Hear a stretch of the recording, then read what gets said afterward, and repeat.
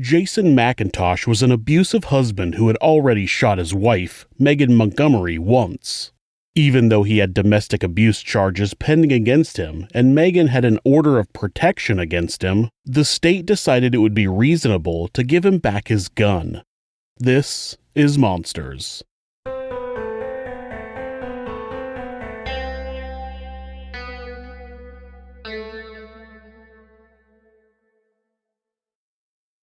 Megan Montgomery was the daughter of Johnny and Susan Montgomery. Johnny worked as a real estate agent in the Birmingham area, but was also known as Johnny Ironman Montgomery. He was an 8-time finisher of the World Championship Ironman Triathlon in Kona, Hawaii. Susan worked as a community fundraiser. Megan had one older sister, Meredith, and the girls grew up in the Birmingham area of Alabama, attending John Carroll Catholic High School, where Megan was a cheerleader. After graduating high school, Megan attended the University of Alabama, Birmingham, and got a master's degree in communications management. She worked as a writer for the UAB School of Nursing and eventually started her own fashion blog. By 2015, Megan had married a man named Chris Sykes, who worked for the Department of Veteran Affairs. When they were ready to purchase their first house, they decided to send an audition video to the television show House Hunters. Hey House Hunters, I'm Chris. I'm Megan, and we're from Birmingham, Alabama. I'm 27 years old, and I work in development for the University of Alabama at Birmingham. And I'm 27 also, and I work for the Department of Veterans Affairs. Megan, tell them about the process. The process was crazy. We went into it not knowing what to expect. We had huge expectations and a little bitty budget. Yeah, very small. Well, our budget, 200, 210 was our budget, so we didn't know what we were getting into. We were first-time home buyers, so. They were picked for the show and appeared in an episode called Style Battle in Birmingham. In the episode, they picked between 3 houses with the help of Megan's realtor father, Johnny. They were able to find a home that was in their price range that gave them at least some of the options they had on their wish list. Spoilers, it's all fake. The people on that show have already purchased a house, but the show has them go to 2 other possible houses to look at, and then they pick the house they already purchased. At some point after the home purchase, the couple divorced and Megan immersed herself in her volunteer work at the Greater Birmingham Humane Society. She attended adoption events, fundraisers, and would drive rescue transports. She founded the GBHS Young Professionals Board, and as a teenager she organized a protest of a circus that had a history of cruelty towards their elephants. Eventually, Megan met 43-year-old Jason McIntosh, an officer with the Hoover Police Department. They went on their first date on July 23, 2017, and their whirlwind romance saw them married at a local courthouse in February of 2018. 1 year later, the couple had a second ceremony in Times Square in New York. The photos show a happy, loving couple, but behind the scenes, things had already headed south. Megan's mother, Susan, said that she once had to pick her daughter up from being stranded in a Walmart parking lot. Her and Jason had gotten into a fight, and he just left her there. Susan said she talked to Megan about her relationship, but didn't know how bad it really was. At 1:53 a.m. on February 23, 2019, just weeks after their wedding ceremony, 911 was called to their house where Megan had been shot in the arm. According to police reports, the couple got into a physical altercation, and Megan had picked up Jason's service weapon because she was afraid of her husband. The two began to struggle over the weapon, and Megan was shot in the upper right arm. Jason claimed that he thought she had his cell phone. Maybe we should be training cops to know the difference between a cell phone and a firearm. Do they really look that similar? I mean, I can't imagine struggling with someone over a cell phone and somehow thinking they had a gun. I imagine the same thing works in reverse. Also, how do you struggle with someone to the point that the gun is then turned around and pointed at the person you're struggling with without you knowing what it is? It seems really unlikely that he thought it was a cell phone. Megan was transported to the UAB hospital where they worked to repair the shattered bone in her arm. Since Jason was a police officer, the Alabama Law Enforcement Agency investigated the incident. They are a state-level agency that usually investigates officer-involved shootings. During the course of the investigation, they took the gun that was involved in the shooting, which reports say was his service weapon, but it was also his personal property. The police department would assign you a service weapon, or you could choose to purchase your own, which is what Jason did. So, if Jason left the department, instead of turning over his service weapon, he would just keep his. The ALEA investigator interviewed Megan a few days later, and she told him that she was afraid during the incident, but also said that the shooting was an accident. Eventually, investigators labeled Megan as the aggressor since she was the one with the gun, and the district attorney refused to bring charges against either of them. One of the things that the ALEA failed to include in their decision was a 13-minute recording made by Megan of Jason. In the recording, he talks about his fascination with serial killers and that when he has trouble sleeping, he would think about planning a mass shooting in order to soothe himself to sleep. Yeah, seriously, this dude is broken. Also included on the tape was Jason talking about beating Megan to death with a tennis racket and then standing over her dead body and saying, "Laugh now, bitch." It's important to point out that the recording was not made when Jason thought Megan was not around. This was a recording of a conversation the couple had. Jason is telling Megan how he fantasizes about beating her to death. So, when they got into a fight, she was understandably scared of him. The Hoover Police Department did place Jason on administrative leave and opened an internal affairs investigation against him. He eventually resigned in March of the same year. Around the same time, Megan moved out of the house they shared and began staying with her parents. She applied for an order of protection, and the judge ended up issuing a mutual restraining order telling both of them to stay away from each other. Megan's application requested that Jason have his firearms removed, but it seems that the gun he used as a service weapon was the only firearm he owned. It's not clear if removing his firearm was overlooked or they assumed that it was unnecessary since his gun had already been taken from him. The judge's order didn't specifically call for the removal of firearms from Jason's possession, but he should have surrendered any weapons that he had according to Alabama state law. Alabama Criminal Code 13A-11-72, Section A states, "No person who has been convicted in this state or elsewhere of committing or attempting to commit a crime of violence, misdemeanor offense of domestic violence, violent offenses as listed in Section 12-25-32, Section 15, anyone who is subject to a valid protection order for domestic abuse, or anyone of unsound mind shall own a firearm or have one in his or her possession or under his or her control." So even though the judge did not specifically put that in the order, Jason should not have had a firearm in his possession. Unfortunately, the order of protection didn't keep the pair apart. Megan's family said she would still stay at the house with Jason for periods of time. On May 5th, 911 was called again to the home of Jason and Megan. The couple had gotten into another fight, and Jason had slammed Megan onto the ground in the garage, which left her with broken ribs. Jason was arrested, and this time Megan pressed charges for domestic violence. Jason was released on a $1,000 bond. Megan was officially through with Jason, and she filed for divorce. Susan said that Megan would put sticky notes all over her room that said, quote, "I am strong," end quote. She had also started counseling. In September, she left her parents' house and moved into her own apartment. Megan was doing everything right. She had left her abuser, she was getting counseling, working on herself, and she had filed all the paperwork that she needed to keep her abuser out of her life. Jason persisted in sending her text messages with threats. Megan posted one text to her social media that read, quote, "I will never let you go, and guys will finally figure out that it's just not worth it," end quote.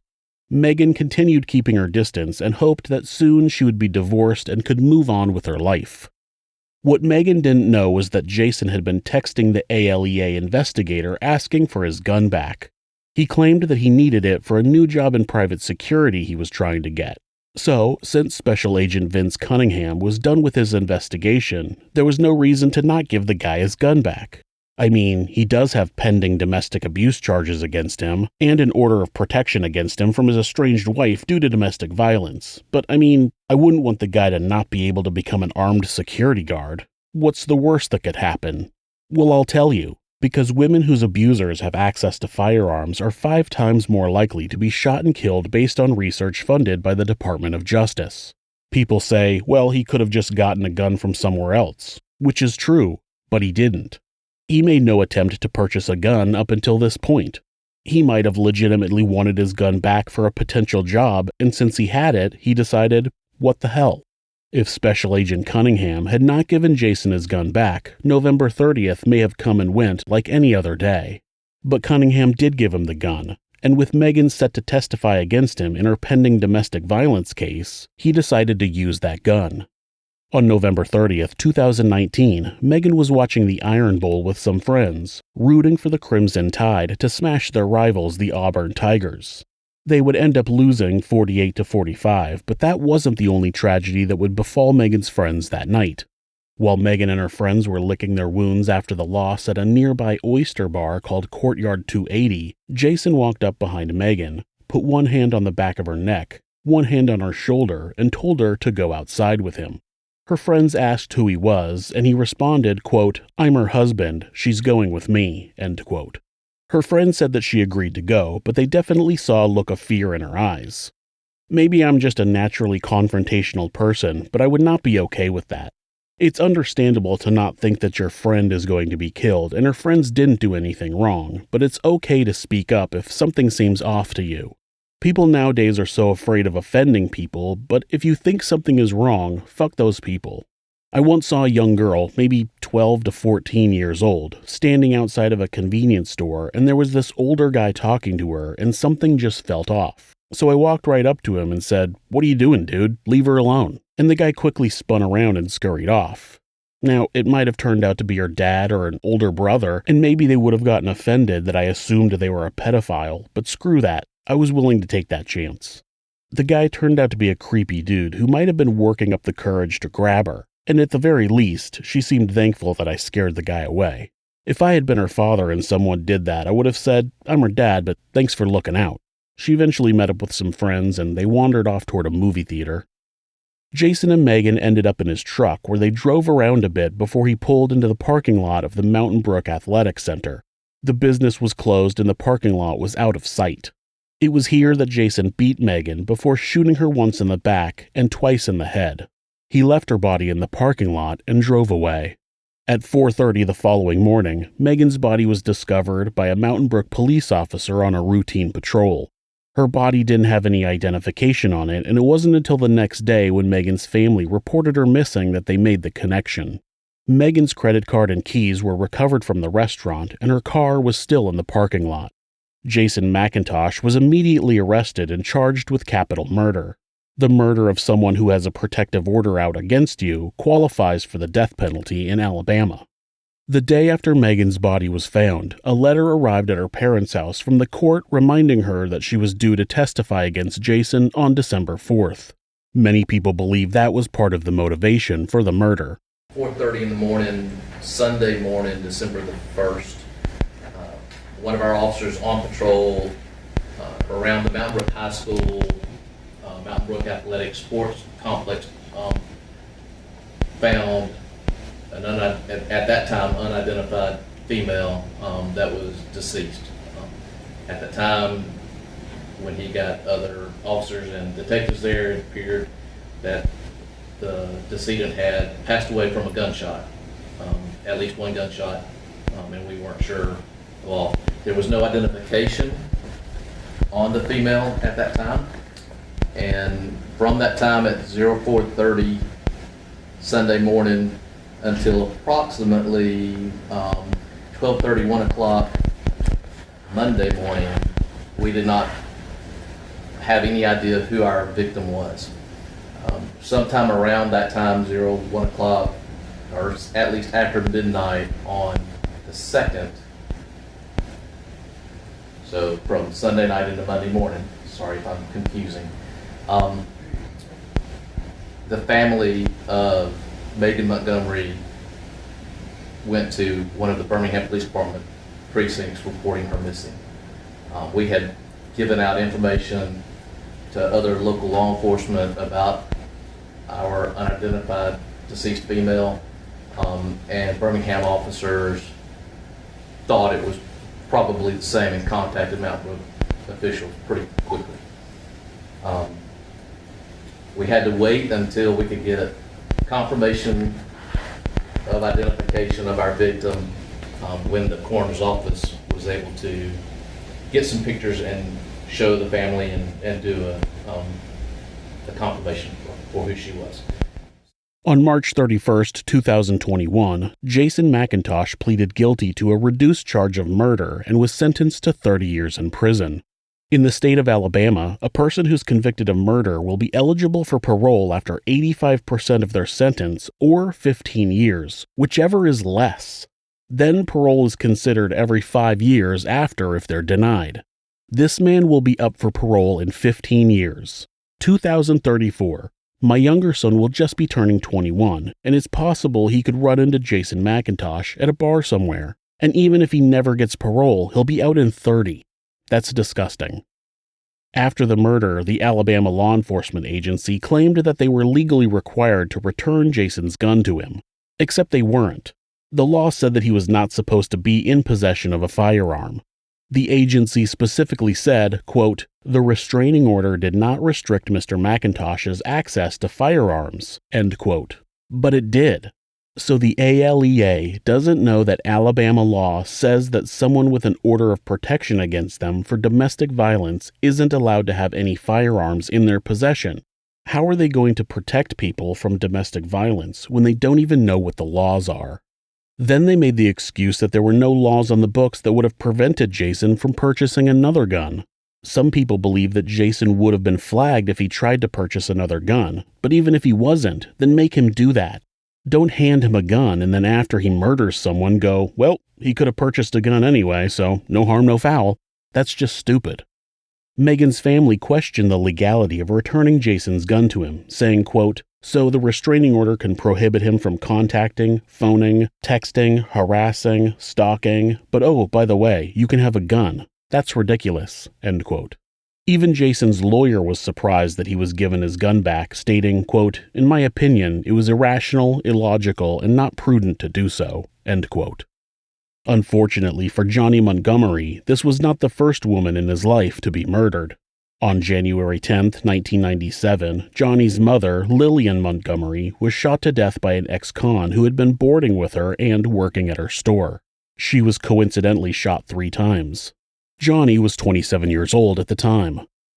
Megan's family has started the Megan Montgomery Domestic Violence Prevention Fund to raise awareness of domestic abuse and educate young people about the signs of an abusive relationship. The number of women shot and killed by an intimate partner has been on the rise after decades of decline. After peaking in the mid-90s, the number fell to its lowest in 2013 with approximately 750 deaths. Since then, the number has gone back up and was 964 in 2019. One of the reasons is the lack of collecting guns from abusers. Though many states have laws prohibiting people with an order of protection against them from possessing firearms, nobody's making sure those people surrender their weapons. If you're the victim of domestic abuse, please reach out to someone for help. Please call the National Domestic Abuse Hotline at 1-800-799-SAFE. That's 1-800-799-7233, or go to thehotline.org to chat with someone online. The great thing about this website is that, at any time, hitting the escape key twice will instantly take your browser to a Google search page. In the event the abuser is nearby, you can assure that you don't get caught trying to get help. If you're having feelings of harming yourself or someone else, or even just need someone to talk to, please contact your local mental health facility, call 911, or call Mental Health America, who operate the National Suicide Prevention Lifeline at 1-800-273-TALK. That's 1-800-273-8255. They're available 24 hours a day, 7 days a week. Be safe. Thanks so much for watching this video. You can help us out by hitting the like button or leaving us a comment. You can also subscribe to the show to ensure you don't miss an episode. Also, remember that if you'd like to support the show, the easiest way is to donate a few bucks at Buy Me a Coffee or check out some of our merchandise at Teespring. You can find information on how to do that along with links to our social media at thisismonsters.com. Thanks again.